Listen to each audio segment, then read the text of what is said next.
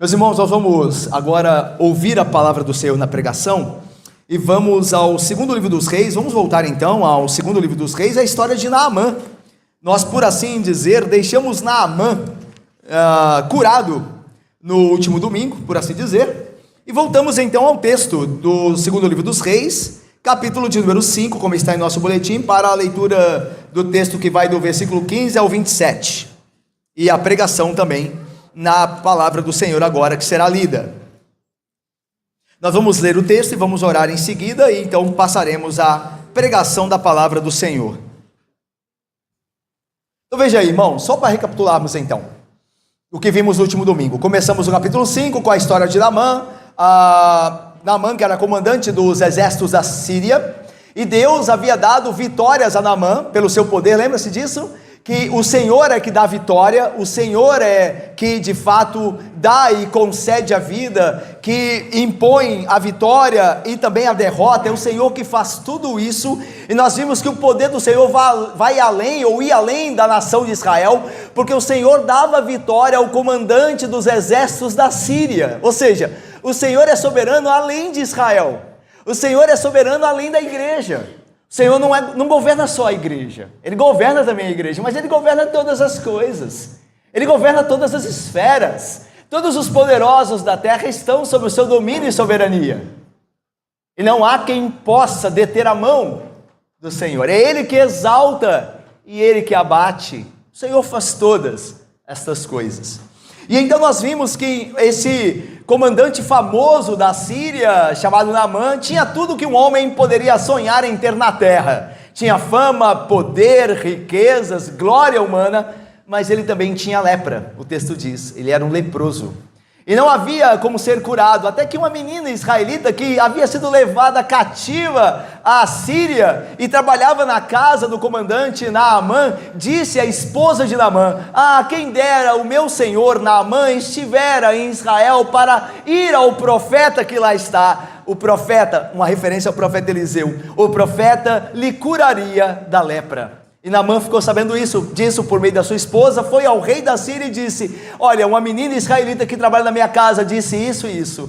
E o rei da Síria então: vou enviar uma carta ao rei de Israel, e você irá lá e será curado da sua lepra. Então Naamã foi até Israel, até Samaria, encontrar-se com o rei de Israel, e entregou a carta do rei da Síria nas mãos do rei de Israel, e o rei de Israel então, abrindo a carta, viu lá escrito pelo rei da Síria: estou te enviando o meu servo Naamã para que o cures da sua lepra. E o rei de Israel disse, rasgando as vestes: quem sou eu? Por acaso sou eu Deus para curar alguém da lepra? E então o profeta Eliseu ficou sabendo do desespero do rei de Israel e disse a ele: por que se humilhas e lamenta rasgando as suas vestes? Envia Naamã a mim, e você verá que há um Deus em Israel. E então o comandante Naamã vai até a casa do profeta Eliseu, e chegando lá, Eliseu envia o seu servo Geazi, e Eliseu não vai ter com Naamã, ele não sai para receber Naamã, ele envia apenas o seu servo dizendo: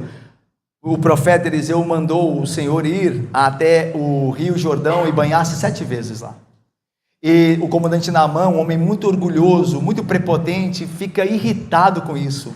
Ele diz assim: esperava eu que esse profeta saísse ao meu encontro e pusesse as mãos sobre a minha lepra e me curasse, mas ele nem veio ter comigo. E diz o texto que ele saiu irritando para ir embora. Mas os seus servos, os servos de Naamã, disseram a ele: meu senhor, meu pai, se o profeta te pedisse uma coisa difícil, não farias, mas agora ele te pede uma coisa fácil, apenas ir banhar-se no rio, e você ficará limpo da sua lepra.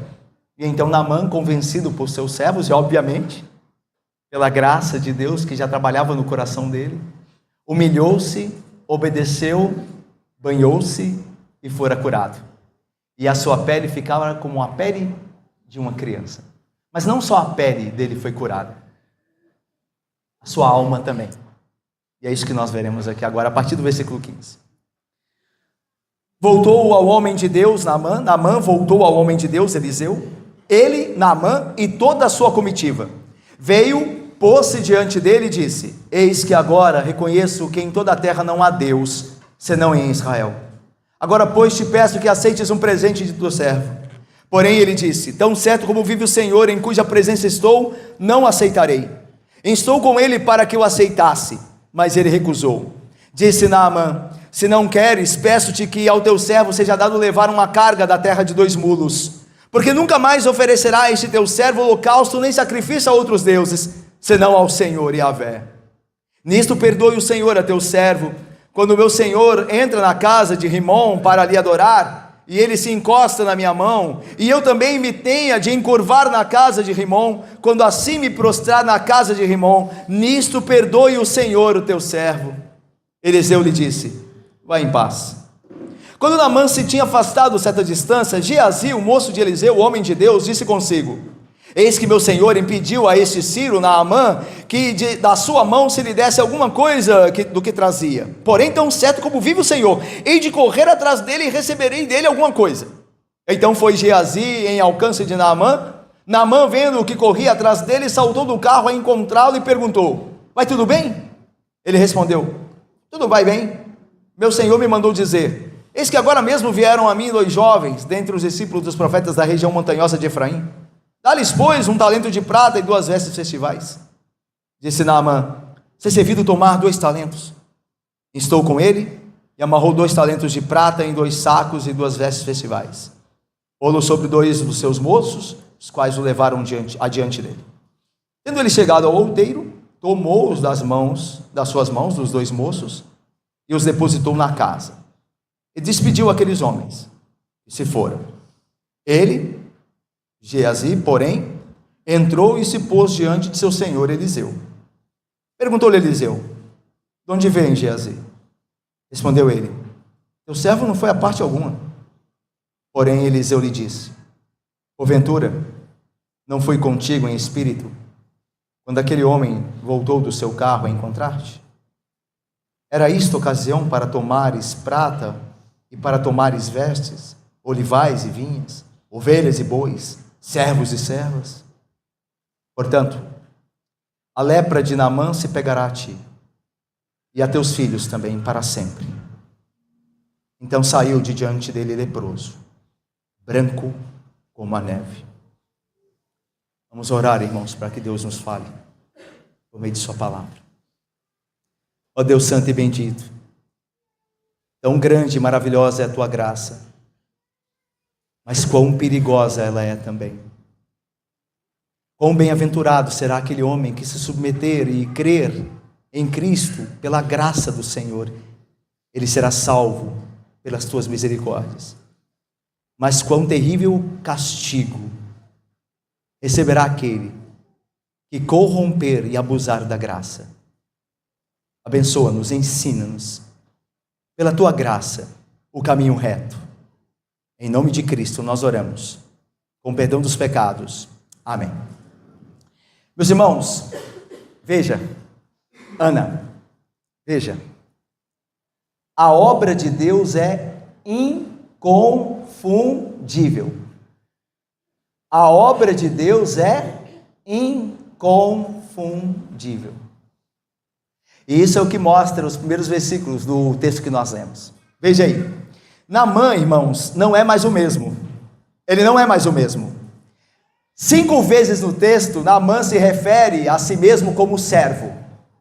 Ele vai a Eliseu dizendo: teu servo, se referindo a ele, a Naamã, teu servo, te permite ao teu servo, aceite do teu servo, o teu servo. Veja, meus irmãos, que diferença do Naamã antes de ser limpo, antes de ser salvo de sua lepra. Naamã, o prepotente e orgulhoso, agora é o humilde e agradecido Naamã. Isso fica bem claro no texto que nós temos. Veja o versículo 15: voltou ao homem de Deus. Naamã voltou ao homem de Deus, ele e toda a sua comitiva. Irmãos, que belo exemplo de gratidão. Ele voltou. O orgulhoso Naamã, lembra aquele Naamã que estava reclamando? Esse profeta nem veio ter comigo, ele devia estar aqui, ele devia impor, ele devia me respeitar, ele devia me levar a sério. Não, agora é o humilde Naamã, que vai ter com o profeta, Irmãos, Naamã era como leproso, lembram-se? Aquele que Jesus curou dos 10 leprosos, aquele único que voltou, lembram-se? Lembram-se? Jesus curou 10 leprosos quando ele estava atravessando Samaria, vindo da Galiléia e descendo para Jerusalém. Ele curou 10 leprosos, mas só um voltou. E é interessante que lá, Jesus reconhece aquele que voltou como o único estrangeiro. Jesus diz assim: só esse estrangeiro voltou para dar glória a Deus. E aqui nós temos um estrangeiro, um Ciro, dando glória a Deus. Irmão, não te constrange, minha irmã, saber que pessoas que têm pouco de igreja, pouco tempo de igreja, que estão se convertendo agora, dão mais glória a Deus do que muitos que estão há muito tempo na igreja, que não vivem de maneira santa. Não te constrange. Isso passa pelos seus pensamentos. Pessoas que mal conhecem a Deus, começaram a conhecê-lo agora, já lhe mostram tanta gratidão, tanta produção de bons frutos. E muitas vezes pessoas que estão há tempos e tempos na igreja continuam da mesma forma. Naamã, aquele estrangeiro que mal conhecera o Deus de Israel, já mostra gratidão, humildade, a sua vida transformada. Naamã era aquele que exigia: o profeta tinha que vir ter comigo. Agora, depois de encontrar a Deus em sua graça, é aquele que agradece. É você assim também? Você mais exige do que agradece? Como é que é você na sua vida? Você está mais exigindo as coisas do que agradecendo a Deus por elas? Lembre-se disso, um convertido é alguém que mais agradece do que exige. Aliás, ele nada exige porque sabe que nada merece. Mas é sempre alguém de um coração muito grato. É assim com você? Se a obra de Deus aconteceu com você, você será assim. Você não exigirá nada, mas agradecerá por tudo. Mas vamos mais. Veja, Naamã voltou ao homem de Deus, ele e toda a sua comitiva. Veja que Naamã faz questão de toda a sua comitiva ir ter com o profeta. Não é assim quando alguém conhece a Cristo, quer levar todos os seus até Cristo? Nós estamos vendo às quintas-feiras, estudando a vida dos apóstolos, e nós estamos vendo que quando um apóstolo era chamado por Cristo, chamado e ganho por Cristo, esse apóstolo sempre ia a outro para chamá-lo a Cristo.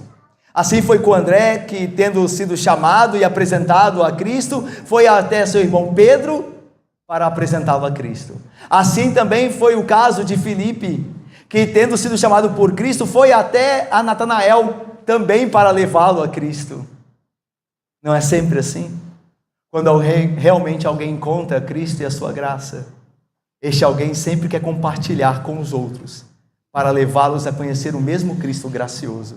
Veja Naamã aqui, ele poderia ter ido sozinho, mas ele faz questão de que toda a sua comitiva vá com ele ao homem de Deus. Mas vamos lá.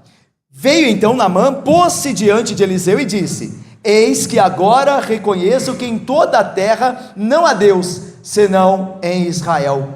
Você percebe que Naamã, ele faz a confissão do israelita, o chamado Shema. Shema é o verbo em hebraico ouve. Era a profissão de todo israelita, que está em Deuteronômio 6, versículo 4. Ouve Israel, Shema Israel, nosso Deus é o único Senhor.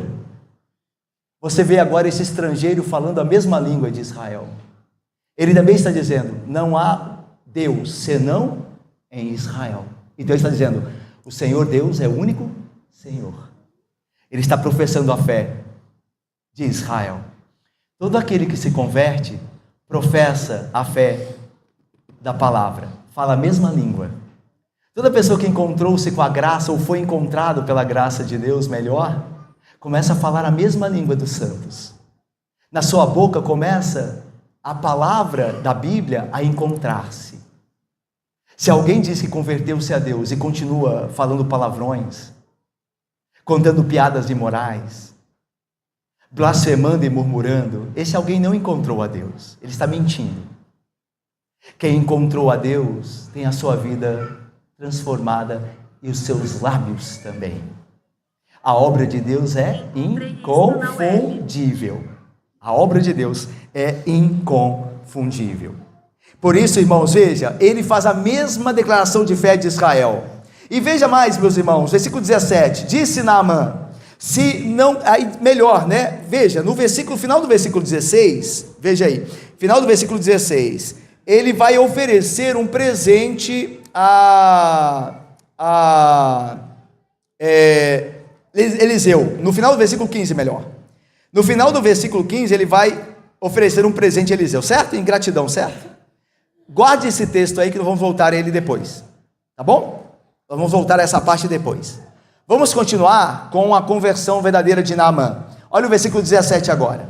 Disse Naamã, se não queres, ou seja, se não queres o presente que eu te ofereço, nós vamos voltar a esse ponto depois, mais tarde. Aí Naamã continua, peço-te que ao teu servo seja dado levar uma carga de terra de 2 mulos, porque nunca mais oferecerá este teu servo, veja como ele está sempre se referindo a si mesmo como servo, isso é uma humildade, Deus transformou o coração dele. A esse teu servo holocausto, não oferecerá mais holocausto, nem sacrifício a outros deuses, disse Naamã, senão ao Senhor. Irmãos, Naamã diz aqui que agora, a partir de agora, ele só adorará a Deus, só adorará a Deus. Ainda que saibamos que Deus é adorado em toda a terra, e que não há um lugar específico para se adorar a Deus, lembra do que Jesus diz? A mulher samaritana? A mulher samaritana pergunta, onde devemos adorar a Deus? É no pedaço de terra lá em Jerusalém ou no pedaço de terra aqui em Samaria? Aí Jesus responde, nem aqui nem lá, mas Deus procura adoradores que o adorem em espírito e em verdade, independente de onde estão.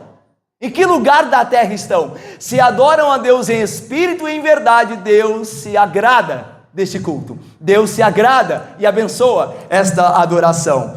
Mas Naamã não sabia muito disso. Lembra? Ele está começando a fé agora, certo? Ele está começando a fé. Então nós devemos ter paciência com Naamã aqui, como o profeta Eliseu vai demonstrar paciência também. E ele entende que é precioso ligar-se a algo deste Deus, o único Deus verdadeiro. E ele diz que ele tem que voltar à Síria, afinal ele é o comandante das tropas do rei da Síria, mas ele quer levar um pouco de terra daquele lugar onde Deus agiu e transformou a sua vida, para que nesse pedaço de terra que ele levará, essa quantidade de terra que ele levaria, ele estabelecesse um altar a Israel, a Deus de Israel, para ali adorá-lo. Meus irmãos, dentro da compreensão de Naamã e do seu contexto, ele acabava de se converter, ele estava procurando um vínculo. O texto não está dizendo que nós devemos pegar terra de um lugar especial, fazer uma viagem a Jerusalém e trazer um pouquinho de terra de Jerusalém. O texto, lembra? O texto é uma narração, está narrando uma história, não está dizendo para você fazer o mesmo. Mas aqui há um princípio. Nós já sabemos que nós não precisamos de um pedaço de terra, de uma quantidade de terra, porque nós temos o Deus Santo. E Ele que torna todo lugar que nós estamos santo, à medida que nós o adoramos, segundo a sua vontade. Mas há um princípio aqui. Qual que é o princípio? Naamã queria estar vinculado a tudo que era de Deus. Ele estava indo para um lugar onde Deus não era adorado, mas ele queria estar vinculado às coisas de Deus. E ele viu na terra algo que ligava a ele, que trazia uma lembrança a ele do Deus de Israel. Deu para entender? E é esse o princípio que eu e você devemos guardar. Naamã queria estar vinculado àquilo que é de Deus. Essa é uma grande lição. Quando nós cremos e amamos a Deus, queremos estar vinculados a tudo que lhe pertence, a tudo que toma o seu nome. Irmãos, hoje em dia é comum as pessoas afirmarem que são cristãs melhor, e creem em Deus, mas não querem estar vinculados a uma igreja. Você já viu, você sabe disso, chamados desigrejados. Eu creio em Deus, eu amo a Deus, mas não me venha pedir para me vincular a uma igreja. Não me venha pedir para assumir um compromisso na igreja. Não me venha dizer sobre batismo. Eu não quero ser batizado, mas eu creio em Deus. Não crê e não ama. Porque todos os que amam a Deus, Jorge e Aline queridos, todos aqueles que creem em Deus, querem tudo que Deus oferece, tudo que leva o nome dele. E se no Novo Testamento nós recebemos os sacramentos que levam o nome de Deus, nós queremos participar deles. Nós não queremos perder nada que esteja vinculado a Deus. Como Naamã, a terra ali era a única coisa que ele poderia levar. ele pediu. Assim também aquele que ama Deus desejará estar vinculado a tudo que é de Deus. Meus irmãos, há muitos hoje que não querem fazer sua profissão de fé, não querem ser batizados, não desejam nem se esforçam em frequentar com assiduidade as reuniões da igreja semanais e os cultos ao domingo, não se envolvem com a comunhão dos membros no corpo de Cristo. Quantas pessoas hoje, irmãos, veja, não falo propriamente daqui, Deus nos guarde, mas quantas pessoas hoje vão à igreja e não falam com ninguém, vão à igreja, e eu creio que muitos assistem o culto, nem prestam, assistem o culto, vão embora e não conhecem ninguém da igreja, nem são conhecidos, não querem se envolver. Irmãos, isso é errado, irmãos, isso é um erro. Nós somos a família de Deus, Deus nos fez seu povo, a sua família, nós somos irmãos uns dos outros, e se irmãos não se falam, há um problema na família. Nós somos uma família, e devemos viver como uma família. Seus irmãos, suas irmãs que estão ao seu lado, são os filhos de Deus. São os filhos de Deus. Levam o nome de Deus. E você deve se esforçar, deve se empenhar para ter comunhão com cada irmão e cada irmã. Você deve estar vinculado a tudo que deve o nome de Deus. Como Naamã fez questão de levar algo que simbolizava o Deus de Israel. Irmãos, outra coisa tremenda aqui, meus irmãos, é que você vê Naamã totalmente mudado. Naamã, ele tem a sua vida transformada, ele está deixando os ídolos. Veja, não é verdade? Ele diz aqui: não vou adorar outros falsos deuses, somente o Deus de Israel. Naamã está mudando. Irmãos, Naamã é a versão veterotestamentária de 1 Tessalonicenses 1:9. 1 Tessalonicenses 1:9 falou de Naamã. Olha o que diz 1 Tessalonicenses 1:9, quando Paulo escreve aos Tessalonicenses falando da conversão deles. Olha o que Paulo diz, Nathalie: vocês deixaram os ídolos e vos convertestes a Deus para servirem ao Deus vivo e verdadeiro. Não é o que aconteceu com Naamã? O que aconteceu com os Tessalonicenses lá no Novo Testamento aconteceu antes com Naamã. Ele diz aqui: eu não vou adorar outros deuses, mas somente o do Deus vivo de Israel. Meus irmãos, sim, naquele dia Naamã não ficou apenas curado da lepra, ele não perdeu apenas a lepra, mas ele também abandonou o seu paganismo, ele perdeu o seu paganismo. Sua atitude humilde, a sua confissão, a sua resolução, o seu desejo de adorar, deixam claro a sua conversão, a sua mudança. Por isso, irmãos, nós sabemos que a obra de Deus é inconfundível. Quando alguém se encontra com Deus, tudo muda. A graça de Deus é transformadora. A obra de Deus deixa evidências claras que ninguém pode negar. Irmãos, eu estava lendo uma parte da biografia de Spurgeon, e o escritor fala sobre conversão, as conversões que aconteciam na igreja lá, o Tabernáculo Metropolitano, onde Spurgeon foi pastor, lá em Londres.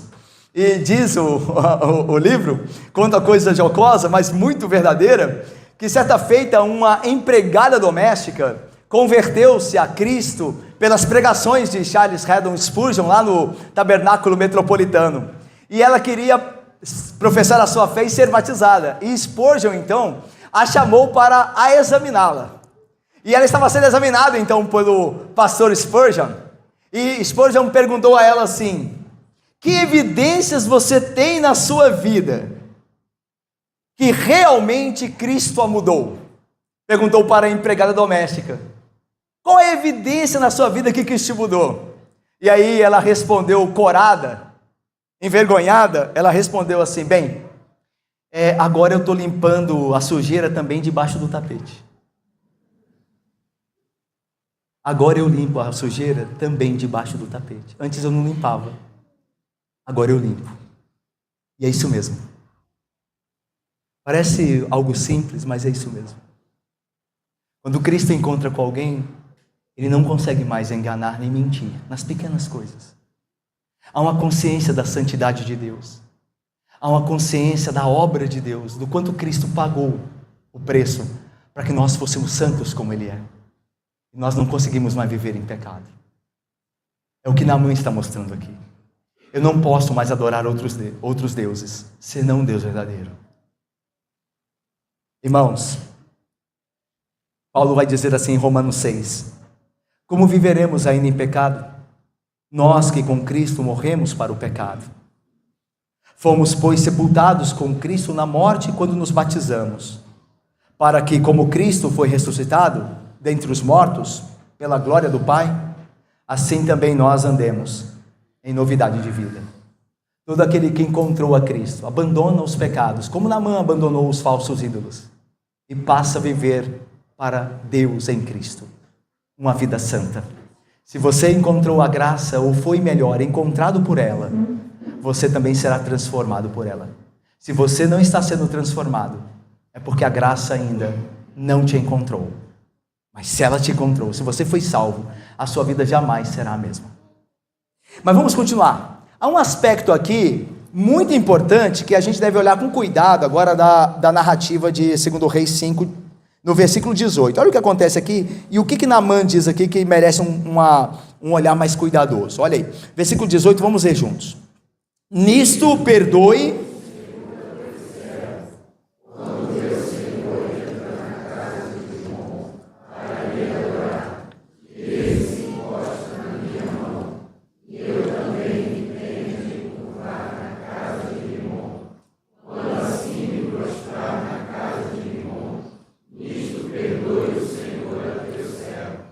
Irmãos, nós podemos agora, talvez, ficar desapontados com esse versículo. Esse versículo é um versículo difícil, não é? É um dos versículos mais difíceis. Toda vez que eu leio esse versículo, eu fico, versículo difícil? Paulo. Talvez nós pudéssemos ficar decepcionados com Naamã. Ele acabou de falar que vai adorar só o Deus verdadeiro. E agora ele diz que vai ter que entrar na casa de um Deus chamado Rimon. E já está pedindo desculpa por isso. Cadê aquela fidelidade, Naamã? Não durou muito? É isso mesmo? Parece que Naamã não tem uma devoção tão integral como Deus exige. Porém, vejam a resposta que Eliseu dá a ele, no versículo 19. Eliseu lhe disse: vai em paz. Agora o negócio complicou de vez. Vai em paz. Parece que o profeta Eliseu não estava muito preocupado com a questão, certo? E por quê que Eliseu parece não estar tão preocupado? Talvez porque Naamã estava muito à frente do grande número de israelitas. Não é verdade? Observemos aqui o que nos é revelado positivamente no versículo 18. Os israelitas, irmãos, estavam pecando, adorando Baal, beijando os pés de Baal, sem nenhum motivo de consciência pesada. Não estavam se preocupando com isso, adoravam a Yahvé e adoravam a Baal, e isso não lhes pesava na mente e no coração. Mas parece que o recém-convertido Naamã já está preocupado com alguma coisa. Naamã demonstra uma consciência sensível. Ele crê no Deus de Israel, se compromete com o Deus de Israel, demonstra uma fé humilde e grata, mas ele está voltando para a Síria e antes de ir, ele se lembra que ele tem compromissos com o rei da Síria e que o rei da Síria é um adorador da falsa divindade chamada Rimon e ele terá que acompanhar o rei da Síria para dar o apoio físico e moral a este rei quando o rei da Síria entrar na casa do falso Deus. E ele não tem ainda, ou não sabe melhor dizer como lidaria com isso. Ele não está começando agora, está se convertendo, ele não sabe, mas ele já pesa a consciência, ele diz: eu não quero entrar lá, mas ao mesmo tempo há uma obrigação, e perdoe nisso, Senhor, ao teu servo. Isso é muito poderoso. Naamã demonstra aqui uma consciência sensível. Eis aqui um homem que percebe uma dificuldade entre a sua lealdade ao Senhor e as expectativas do seu ambiente de trabalho, que ele vai ter que enfrentar no trabalho dele. Irmãos, eu tenho duas aplicações aqui, e meus irmãos, eu me planejei de ver todo o texto com vocês hoje, mas eu vou terminar aqui com essa aplicação, por conta que nós temos hoje Santa Ceia, ok? E no próximo domingo que nós voltarmos a 2 Reis, nós vamos ver o caso de Geazi. Tá bom? Nós vamos então agora nos concentrarmos aqui sobre o que Naamã já pensa e no que ele pede perdão, caso ele tenha que se comportar daquele jeito. Irmãos, primeira coisa, atenção, primeira aplicação aqui, que ninguém, pelo exemplo de Naamã aqui, defenda que uma alma justa pode se prostrar diante de um falso Deus. O texto não foi escrito para nos dizer que nós podemos ter um compromisso com Deus e ao mesmo tempo nos relacionarmos com idolatria, nos darmos a outros deuses. O texto não está nos ensinando isso. Lembre-se que o texto aqui é uma narrativa, está contando o que aconteceu com Naamã, não está prescrevendo algo, não está dizendo a nós, olha, faça o mesmo que Naamã fez. Nós temos que fazer essa diferenciação do tipo de literatura que temos diante de nós. Aqui é uma narrativa, está contando a história. É claro, tem princípios, nós veremos, tem princípios poderosos para mim e a sua vida, mas não está te ordenando a fazer a mesma coisa. Então veja, novamente, que ninguém, pelo exemplo de Naamã, diga que pode adorar a Deus e continuar frequentando a casa da idolatria, o lugar idólatra e ímpio. Não é disso que o texto fala. O texto está nos dizendo de como a consciência de Naamã começou o diácono Filipe a funcionar corretamente. É isso que o texto está dizendo. Que todo crente, quando convertido de fato, começa a se incomodar com o pecado. E é isso, Cláudia, que o texto está dizendo. Naamã, ele é um novo convertido. Mas o pecado já começa a trazer alguns incômodos a ele. Ele diz, opa, eu vou voltar lá para a Síria e eu vou ter que entrar na casa de um Deus falso. Olha, que Deus me perdoe, isso não está certo. Ele começa, Tiago, a se incomodar. Meus irmãos, daqui nós aprendemos uma coisa muito importante. Infelizmente, nós vivemos em uma época em que os homens professam a religião cristã enquanto vivem na idolatria, sem que isso lhes fira ou pese a consciência.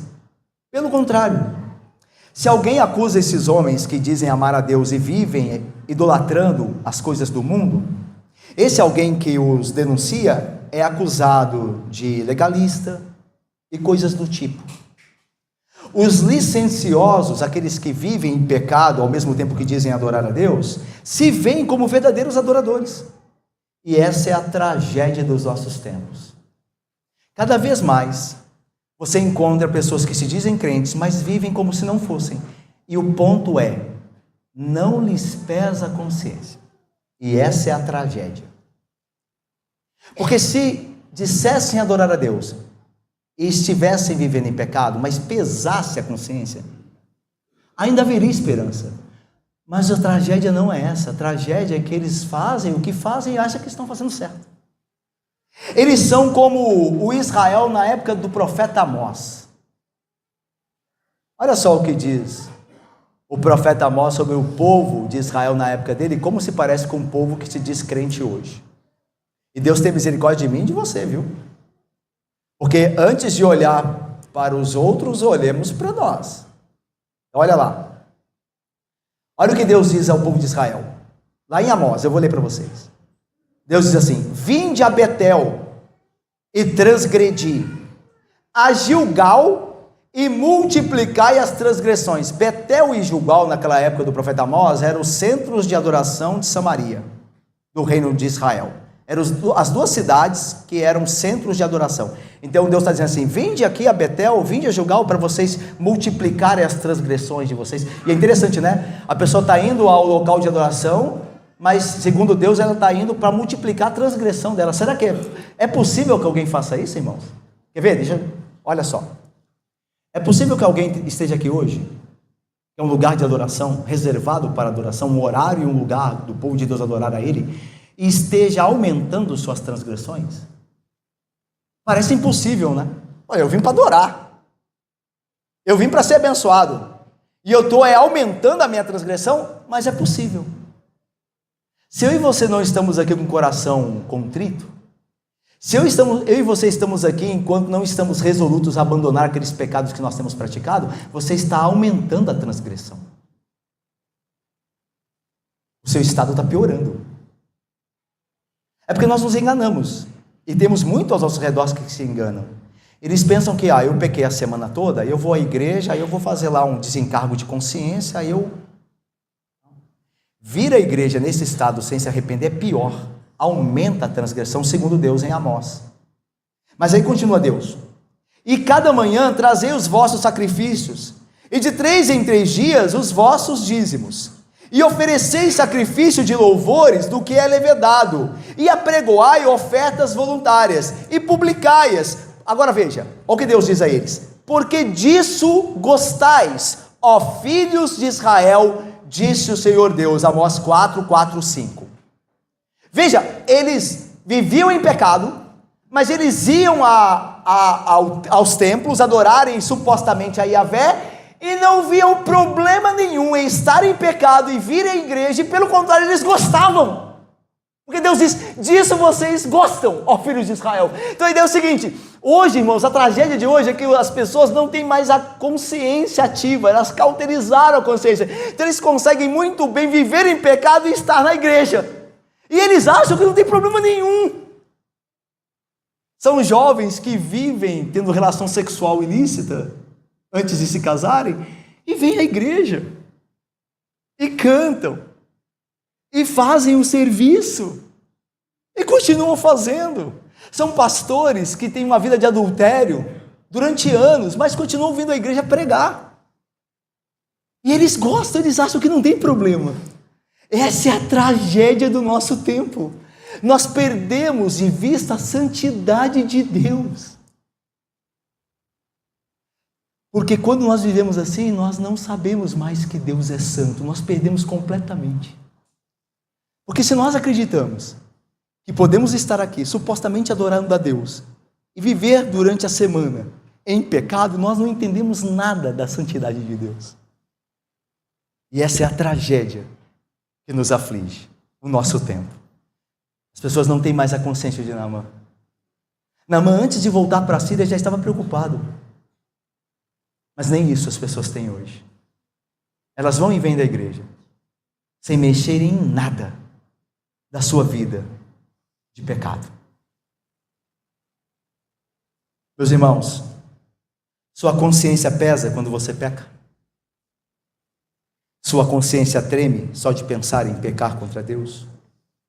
Ou ela está também cauterizada? Não faça isso. Não a cale. Não cale a sua consciência. Use-a para o bem. Arrependa-se com humilhação diante de Deus, com senso de pecado e necessidade de misericórdia e mudança. Lembre-se, meu irmão, que a dura serviço será quebrantada. Aquele que lida com as coisas de Deus, vivendo em pecado, será destruído. Saiba que a contrição e o arrependimento são atitudes gloriosas que Deus abençoará. Veja, se você está vindo adorar a Deus, está vivendo em pecado, arrependa-se, retroceda, humilhe-se. Nesse caso, retroceder é avançar. Deixar de fazer as coisas que você estava fazendo é avançar, irmão. Humilhar-se não é vergonha, é triunfo pela fé. Não viva como os demais homens estão vivendo, sem consciência. Faça como fez pela graça Naamã. A sua consciência estava, pela graça de Deus, funcionando. E ele estava preocupado com a situação que ele enfrentaria ao voltar, ao retornar para a Síria. Assim você também deve viver. Tudo que você for fazer, você deve ter consciência e perguntar se isso agradará a Deus. Isso que eu estou fazendo é pecado. O que a Bíblia diz sobre isso? Eu não quero ofender a Deus. Eu quero adorá-lo exclusivamente. Faça isso. Examine-se o homem a si mesmo. Peça poder a Deus. Lide com seus pecados. Encare-os. Confronte-os. Não fuja deles, no sentido de não os esqueça na sua alma. Não deixe eles lá como se nada estivesse acontecendo. Encare-os, por mais dolorosos, por mais amáveis em certo ponto que eles sejam. Encare-os. Pela graça de Deus, destrua-os, senão eles destruirão você. Disse um teólogo acertadamente: ou você mata o pecado, ou ele te matará. Ou você destrói, ou ele te destruirá. Peça a Deus a mesma consciência de Naamã. Peça a Deus a mesma preocupação. Ele te dará em Cristo, porque é gracioso para vir ao socorro aquele que o invoca, e é misericordioso para nos livrar verdadeiramente dos nossos pecados. Que assim seja. Amém. Como eu disse, na próxima oportunidade que nós voltarmos ao segundo livro dos reis, nós vamos à história de Geazi, a parte que lhe cabe.